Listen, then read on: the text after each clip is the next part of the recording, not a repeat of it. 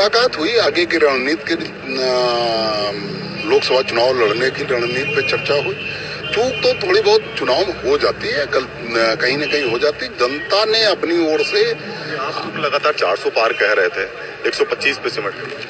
लक्ष्य बड़ा बना के चलना पड़ता है। लक्ष्य तो अगर छोटा बनाएंगे तो फिर क्या चुनाव लड़ेंगे। लक्ष्य बड़ा बना के चले, और हम लोगों ने मेहनत भी लक्ष्य के लिए किया। लेकिन बसपा और भाजपा के अंदरूनी गठबंधन ने हम लोगों को बहुत नुकसान पहुंचा दिया। बहुजन समाज पार्टी एकदम कमजोर लड़ी, और अपने वोट को उसने, कैडर के वोट को उसने भारतीय जनता पार्टी के साथ ट्रांसफर कराया।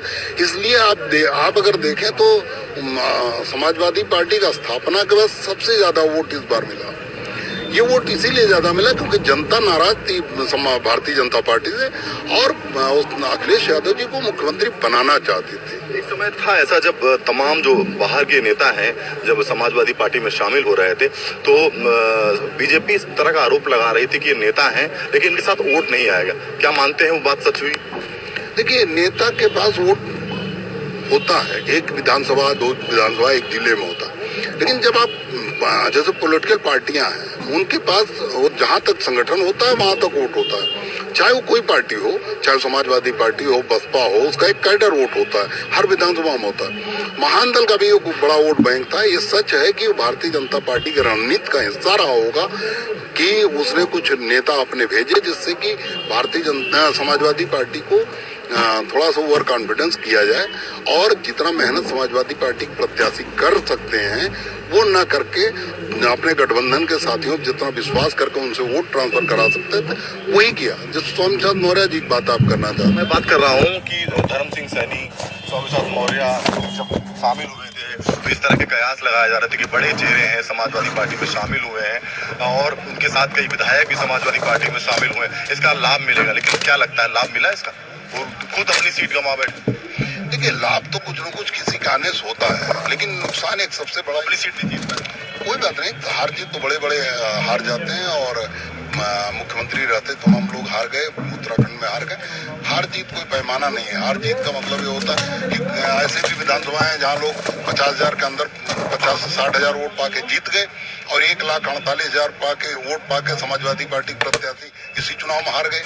तो ये हार जीत का कोई पैमाना नहीं है। लेकिन सबसे बड़ा जो नुकसान हुआ वो ये हुआ कि समाजवादी पार्टी के जो प्रत्याशी थे उन्होंने देखा कि बड़ा चेहरा साक्य सैनी कुशवाहा मौर्य समाज का, इसलिए उन पे विश्वास ज्यादा कर लिया। महान दल का यूज इस्तेमाल नहीं किया, महान दल की रैलियां नहीं कराई, इसलिए महान दल का वोट जो। सर, उससे आपने मुलाकात की, कहा? हाँ, मैंने कहा। तो क्या बोले? उन्होंने कहा कि मैं तो चाहता था कि दोनों लोग ज्वाइंट रैली हो जाए। तो हमने कहा बात कार्यालय ने की नहीं, कहा कार्यालय से गलती हुई। उन्होंने पूछा बल्कि और लोगों से वहाँ कि क्यों नहीं ज्वाइंट रैली कराई, क्यों पश्चिम में महान दल की रैलियां नहीं, महान दल राष्ट्रीय अध्यक्ष क्यों रैली नहीं करवाई, क्यों अकेले? तो उन्होंने कहा लड़ रहे थे चुनाव, पत्नी और बेटे को लड़ा रहे थे। मैंने कहा मैं तो फ्री ही था। तो बातें इस पे भी हुई, लेकिन ये सब चीज हो चुकी है, इन सब को बहुत बात करने की आवश्यकता नहीं। और अब हम लोग आगे 2024 की चुनाव की तैयारी में। आप स्वयं जो है आपकी फैमिली के लोग मैदान में थे, और वो भी जीत दर्ज नहीं करा पाए। हाँ, हमारी पत्नी फरुखाबाद लड़ रही थी, 73,000 वोट पाकर हार गई।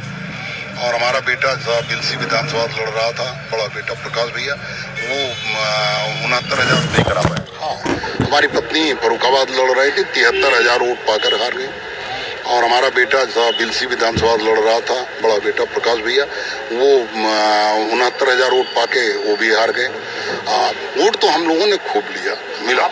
आगे आपकी स्ट्रेटेजी क्या होगी? क्या आप समाजवादी पार्टी के साथ रहेंगे या कुछ अलग सोचा है? मैं समाजवादी पार्टी गठबंधन के साथ हूँ, और समाजवादी पार्टी गठबंधन के साथ ही रहूंगा। और लोकसभा की तैयारी मैंने शुरू कर दी है, हमारे कार्यकर्ताओं ने लोकसभा की तैयारी, और जल्दी आप देखेंगे कि मैं पूर्वांचल में रैली करते हुए आपको दिखूंगा, क्योंकि पश्चिम मेरा मजबूत है, पूर्वांचल की रैली में जल्दी करूंगा।